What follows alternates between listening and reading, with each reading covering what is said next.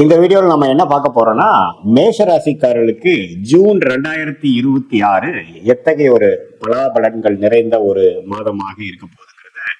Scientific வேதிக் astrology முறையில நம்மளுடைய பழமையான இந்திய வேத ஜோதிட அடிப்படையிலான ஒளி தத்துவம் பிரகாரம் எந்த விதத்திலும் மூட நம்பிக்கைக்குள்ள போகாமல் மிகைப்படுத்தாமல் உள்ளது உள்ளவாறு ஒரு கிரகம் ராசிக்கு இந்தந்த இடத்துல சஞ்சாரிக்கும் பொழுது எத்தகைய ஒரு தாக்கத்தை வாழ்க்கை சம்பவங்களை உருவெடுத்து கொடுக்கும் அப்படிங்கிறத நம்ம சயின்டிபிக் வேதிக் அஸ்ட்ராலஜி முறையில துல்லியமா நம்ம பார்க்க போறோம். பாருங்க, மேஷ ராசிக்கு ஜூன் மாதம் பிறக்கும் பொழுதே பாருங்க,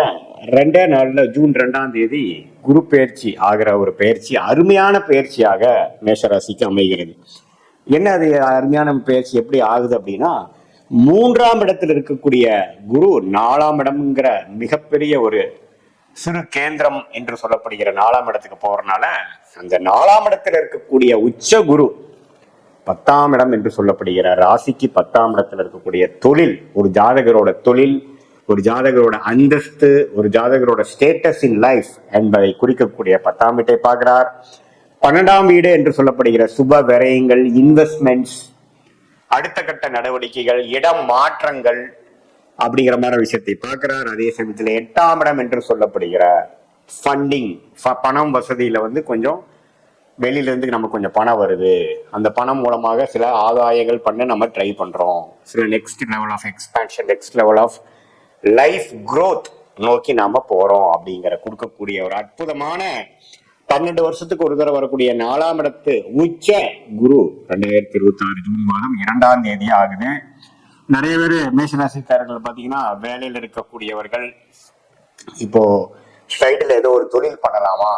தொழில யாரையோ ஒய்ஃப் மூலமாவோ அல்லது ஒய்ஃபா இருந்தா கணவர் மூலமாவோ அல்லது மற்ற நண்பர்கள் மூலமா ஏதோ ஒரு பங்குதாரர் மேல சேர்த்து வச்சுட்டு நம்ம இதை ஒன்று பண்ணலாமா அப்படிங்கிற மாதிரி அமைப்புகள்லாம் கொஞ்சம் யோசிக்கக்கூடிய தருணமாக இருக்கும். அதுக்கப்புறம் ஜூன் மாசத்துக்கு அப்புறம் நடக்கக்கூடிய அமைப்பாக இருக்கும். சில பேர் பாருங்க, வேலையை விட்டுட்டு நம்ம ஏதோ ஓன் தொழில் போலாமா அப்படின்னு நினைக்கக்கூடியவர்களுக்கும் கொடுக்கக்கூடிய அமைப்புகளாக இருக்கு. அல்லது இருக்கக்கூடிய வேலை, இருக்கக்கூடிய தொழிலையே இன்னும் பிரசித்தமாகி, இன்னும் கொஞ்சம் ப்ரமோஷன் ஆகி, இன்னும் கொஞ்சம் ஸ்டேட்டஸும் விஷயங்களும் அதிகமா ஆகிற மாதிரி அமைப்புகளும் இருக்கு. எப்பவுமே 10ஆம் இடத்தை உச்சகுரு பார்ப்பது இது மாதிரி நல்ல விஷயத்தை கொடுக்கக்கூடிய ஒரு அமைப்பு மேஷராசிக்காரர்களுக்கு கண்டிப்பாக உண்டு. அதே மாதிரி ராசி அதிபதி ஆகிய செவ்வாய் ராசியின்குள்ளேயே இருக்கிறார் ஜூன் மாதம் முழுவதும். 22 ஜூனோட கடைசி மாதத்துலதான் பாத்தீங்கன்னா 2ஆம் இடத்துக்கு மாறுறார். ஸோ ராசநாதன் ராசியிலேயே இருக்கிறது ஒரு நல்ல பலம் தான். நாம என்ன பண்ண போறோம், நமக்கு என்ன செய்ய போறோம் அப்படிங்கிற உத்வேகத்தை கொடுக்கக்கூடிய ஒரு ஃபோக்கஸை கொடுக்கக்கூடிய ஒரு அமைப்பு தான் செவ்வாயின் சஞ்சாரம். மேஷத்திலேயே பெரும்பாலான நாட்கள் ஜூன் மாதம் இருக்கிறது கொடுக்குதுங்க. அதே சமயத்தில் சில கோபதாபங்கள் வரலாம். ஏன்னா செவ்வாய்ங்கிற கோபகாரகன் ஆகிய ஒரு ரெட் ஹாட் பிளானட் ராசிக்குள்ளேயே இருந்து எந்த ஒரு சுப பார்வை பெறாமல் இருக்கிறார். அதனால கொஞ்சம் அப்பப்போ ஃப்ரஸ்ட்ரேட் ஆகிறது, இரிட்டேட் ஆகிற விஷயங்கள்லாம் கொஞ்சம் வந்துட்டு போகக்கூடிய அமைப்புகள் இருக்கு. கொஞ்சம் அதெல்லாம் கொஞ்சம் கண்ட்ரோல் வைக்கணுங்கிறது ரொம்ப முக்கியமான ஒரு அமைப்பு. அதே மாதிரி சுக்கிரன், அதே மாதிரி புதன், இது எல்லாமே 3ஆம் இடத்திலே நீடித்திருந்து மாதத்தின் செகண்ட் ஹாஃப்க்கு அப்புறம் தான் சூரியன், சுக்கிரன், புதன் எல்லாரும் பாருங்க ஒரு ஜூன் மிடில்ல உங்களுக்கு மாறுறாங்க. ஸோ என்ன மாறுறாங்க, 3ஆம் இடத்துக்கு சூரியனும் மாறும் பொழுது சுக்கிரனும் புதனும் 4ஆம் இடத்துக்கு வராங்க. ஸோ 4ஆம் இடங்கிறது போய் குருவோட சேரும் பொழுது இன்னுமே இடம் சார்ந்த பொருள்கள், வீடு, வண்டி, வாகனம், தொழில் மேன்மை, அது மாதிரி விஷயத்துக்காக நம்ம கொஞ்சம் ஆடம்பர விஷயத்துக்காகவோ ஒரு தொழில் முனைப்புக்காகவோ நம்ம இன்வெஸ்ட்மெண்ட்ஸ் பண்ண போறோம், ஒரு முயற்சி எடுக்க போறோம். சம்டைம்ஸ் ஒரு ஆர்சி எடுக்கிறதா இருக்கட்டும், ஒரு ஆஃபீஸ் ஓப்பன் பண்றதா இருக்கட்டும், ஒரு விசிட்டிங் கார்டு அடிக்கிறதா இருக்கட்டும், ஒரு புதிய டொமைன்குள்ள போகிறதா இருக்கட்டும், நான் இதுதான் பண்றேன், this is my position, this is my பிசினஸ்ங்கிற அடுத்தவங்களுக்கு நீ அறிமுகப்படுத்துறதா இருக்கட்டும், அது மாதிரி விஷயங்கள். அதே மாதிரி வீட்டுக்கு வேணுங்கிற வசதிக்காக வேணுங்கிற ஒரு பொருட்களை வாங்குறதா இருக்கட்டும், வண்டி வாகனத்தை அப்கிரேட் பண்றதா இருக்கட்டும், சின்ன வண்டியை கொடுத்து பெரிய வண்டி வாங்குறது, அது மாதிரி சில விஷயங்கள் எல்லாம் ஒரு ஆரம்ப கட்ட ஒரு அற்புதமான ஒரு மனநிலை, அதுக்கு தகுந்த மாதிரி இன்வெஸ்ட்மெண்ட், அதுக்கு தகுந்த மாதிரி பொருள் வரவு, இது எல்லாத்தையுமே கொடுக்கக்கூடிய ஒரு அற்புதமான மாதமாக மேஷ ராசிக்கு இந்த ஜூன் மாதம் 2026 பிற்காலத்துல வரக்கூடிய அந்த குரு பெயர்ச்சி பலன்களோட அடுத்தடுத்து வரக்கூடிய பலன்களுக்கு ஒரு ஃபவுண்டேஷனாக, ஒரு அடிப்படை அமைப்பை கொடுக்கக்கூடிய அமைப்பாக மேஷ ராசிக்காரர்களுக்கு இந்த கடகத்தில் உச்சம் பெறக்கூடிய குரு கொடுக்கிறார். அவரோட சேரும் சுக்கிரன், அவரோட சேரும் புதன், இது எல்லாமே நல்ல அமைப்பை கொடுக்குறாங்க. மாணவர்கள் மேஷராசிக்காரர்கள் பார்த்தீங்கன்னா நல்லா படிக்கக்கூடிய அமைப்பு, படிப்புல வந்து நல்லா தேர்ச்சி பெறக்கூடிய அமைப்பு, மெமரி பவர் கொஞ்சம் ஷார்ப் ஆகிற அமைப்பு, இது எல்லாமே புதன் சுக்கிரனோட சேர்வதனாலையும் புதன் உச்ச குருவோட சேர்வதனாலையும் உங்களுக்கு வந்து மாதத்தின் செகண்ட் ஹாஃப்ல இருந்து ஓரளவுக்கு அவங்களுக்கு பிடிச்ச கோர்ஸ் ஜாயின் பண்றது, அவங்களுக்கு பிடிச்சதா ஒரு அமைப்பு போய் நல்லா படிக்கிறது, காம்படிட்டிவ் எக்ஸாம்ஸ் எழுதுறவங்க வந்து நல்லா பெர்ஃபார்ம் பண்றதுங்கிற மாதிரி ஒரு நல்ல பலன்களை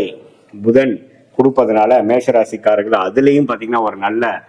சேஞ்சஸ், அதாவது காம்படிட்டிவ் எக்ஸாம் எழுதுற மாதிரிலாம் இருந்தாலும் சரி, மாணவர்களாக இருந்தாலும் சரி, டெக்னிக்கல் துறையில் இருக்கிறவங்களா இருந்தாலும் சரி, அதே மாதிரி மீடியா துறையில் இருக்கக்கூடியவங்களுக்கும் சுக்கிரன் குருவோட சேர்றதுனால கொஞ்சம் ரெகக்னிஷன்,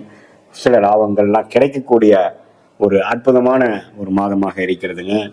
ஸோ சூரியனோட சஞ்சாரம், செவ்வாய், சுக்கிரன் எல்லாமே ஓரளவுக்கு நல்லா இருக்கிறதுனால இதுவரை கடந்த 2025 மனசுக்குள்ள போட்டு எதை நாம வந்து யோசிச்சு கொண்டிருந்தோமோ அதை வந்து செயல்படுத்தக்கூடிய ஒரு மாதமாக, அதாவது தொழிலதிபர்களா இருந்தாலும் சரி, நடுத்தர வயதினராக இருந்தாலும் சரி, இல்லத்தரசிகளாக இருந்தாலும் சரி, மாணவர்களாக இருந்தாலும் சரி, சீனியர் சிட்டிசன்ஸா இருந்தாலும் சரி, ஏதோ ஒரு விஷயங்கள் நமக்கு ஏத்ததான, நமக்கு பிடித்த ஒரு விஷயங்கள்,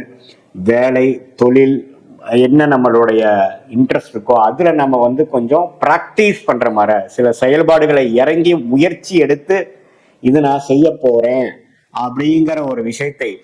கொடுக்கக்கூடிய ஒரு passion for work, passion for business, passion for consulting, passion for some contribution to earn a name, fame, money for oneself, அவங்களுக்கு வேணுங்கிற ஒரு சில விஷயத்தை சாதிக்கணுங்கிறதுக்காக ஒரு முனைப்போட, பேஷனோட இறங்கும் தருவாயாக இருக்கக்கூடிய ஒரு அற்புதமான ஒரு மாதமாக 12 வருஷத்துக்கு ஒரு தடவை வரக்கூடிய குரு பெயர்ச்சி உச்ச குருவாக கடகத்திலிருந்து 4ஆம் வீட்டுக்கு மேஷ ராசிக்கு வரக்கூடிய அமைப்பாக இருக்கிறதுங்க.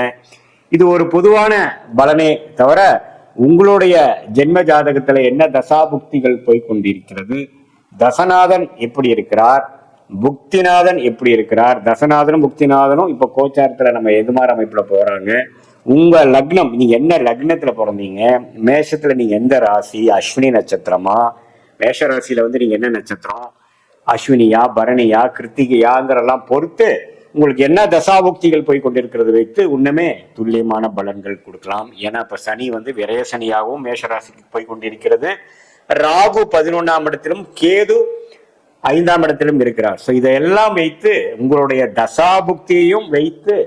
பார்க்கும் பொழுதுதான் பிறந்த தேதி, பிறந்த நேரம், பிறந்த ஊரை வைத்து வரக்கூடிய ஜாதகத்துல வரக்கூடிய லக்னம்,